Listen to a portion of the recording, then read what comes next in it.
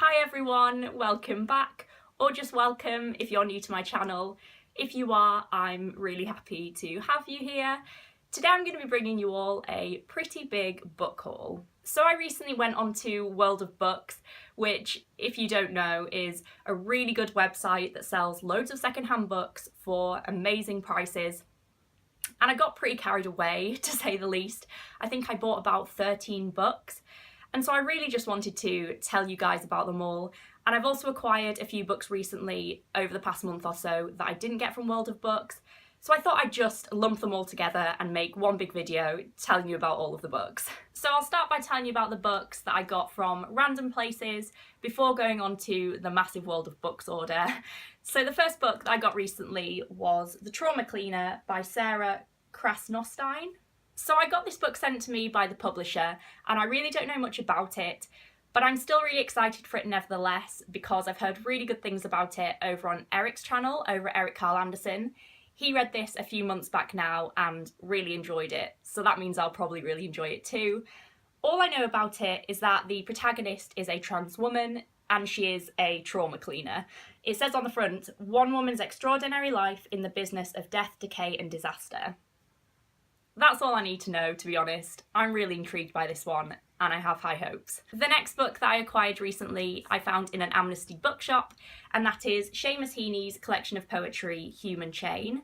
So once again, I don't really know much about this one in particular, but I do collect these Faber poetry editions because I think they're beautiful, and when I saw this in the bookshop in hardback for only a couple of pounds, I just had to add it to my collection. From reading the inside dust jacket of this one though, it does seem really good and really up my street. So I'll just read you a little bit so you can get a sense of what it's about. It says, Seamus Heaney's new collection elicits continuities and solidarities between husband and wife, child and parent, then and now, inside an intently remembered present. The stepping stones of the day, the weight and heft of what is passed from hand to hand, lifted and lowered. Human Chain also broaches larger questions of transmission as lifelines to the inherited past. So I'll probably get round to this one fairly soon. I'm often reading poetry and it doesn't really take me that long to read, so we'll see how it goes. So the next book that I acquired recently was Three Daughters of Eve by Elif Shafak, and I actually got this one sent to me by my friend Laura over at Paperback Winter. Laura is a really good friend of mine now. We met on BookTube and we chat basically all the time now. She's super nice. And she read this one quite recently and loved it, and she said that she thought it'd be something I'd really like, and so she kindly sent it to me in the post all the way from Germany, which I really appreciated. It was so nice of her, and I'm really excited for this one. I think she's right. I think I'll love it. So all I know about this one is that it is set across Istanbul and England, and it's set from the 1980s to present day, and it follows three friends, I believe, and I think it's about friendship and love and faith, and it just sounds perfect. I'm super excited to read it. Thank you so much to Laura for sending me it once again. The next book that I acquired recently was also another charity shop find, but I think this one was Oxfam Books, and that one is The Sense of an Ending by Julian Barnes. I don't really have much to say about this one because I don't really know what it's about, but I know that it's a Man Booker winning book and I've heard brilliant things about it both on BookTube and off BookTube, and when I found it in a charity shop in this beautiful hardback edition in perfect condition for £1.99, I had to have it. And the final book that I acquired recently that wasn't from my World of Books haul was Wuthering Heights by Emily Bronte. So this is actually a Victorian classic that I've never read before, which is quite a surprise because I do tend to love Victorian classics, and I've read all but one of Austen's novels and other Bronte novels.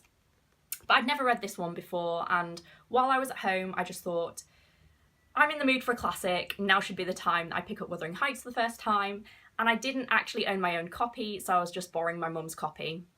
So when I got back to York, I decided to buy my own copy of it, and I do collect these stunning Penguin English Library editions with the lovely spines, so of course I had to get it in this edition.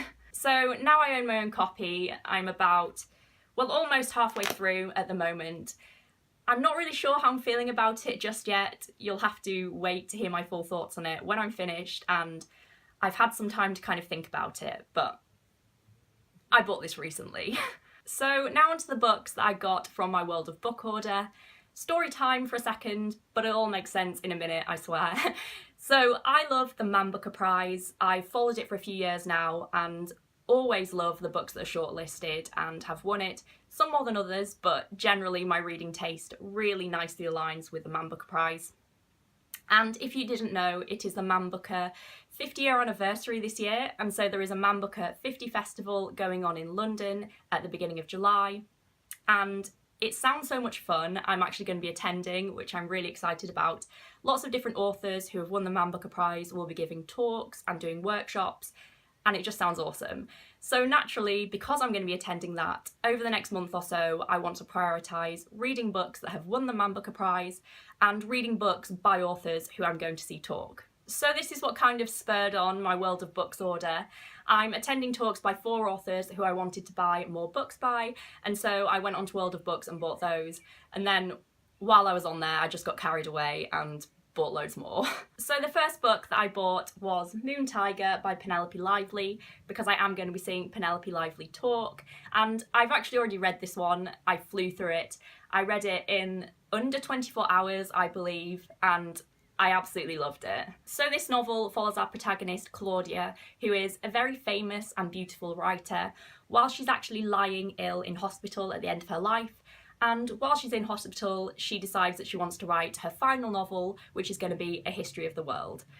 So as I've already said, I absolutely love this. You'll hear more about it in my recent reads, but I'm really glad that I picked this one up, and I'm really excited to hear Penelope Lively talk now. The next book that I bought for the Man Booker 50 Festival was Michael Ondaatje's The English Patient, and I started this one recently. I'm about a third through it so far, and I'm also really enjoying this one. So this novel is set at the end of the Second World War in an abandoned Italian villa that was being used as a hospital throughout the war, and it focuses on Hannah, who is a nurse, who stays behind in this abandoned villa while everyone else leaves to look after her remaining patient, who is the English patient.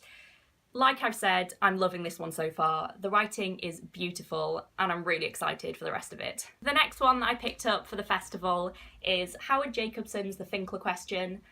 I don't know anything about this one other than it won the Man Booker in 2010, and it's meant to be more of a humorous Man Booker winner, I believe, so we'll see what I make of it. If you've read this one, then I would love to know what you thought of it down below. Hopefully I love it. And the final book that I bought for the Man Booker 50 Festival was The Gathering by Anne Onright. I'm really excited for this one because I'm seeing Anne Onright talk with Penelope Lively about friendship and family in books, and I do believe this novel is very family focused. I think Anne Onright is very famous for writing really well about families.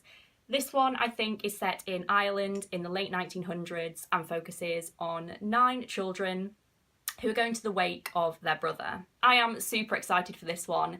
This is the one I'm going to be reading next. So now moving on to the books that I also bought from World of Books while I was on there and just got totally carried away.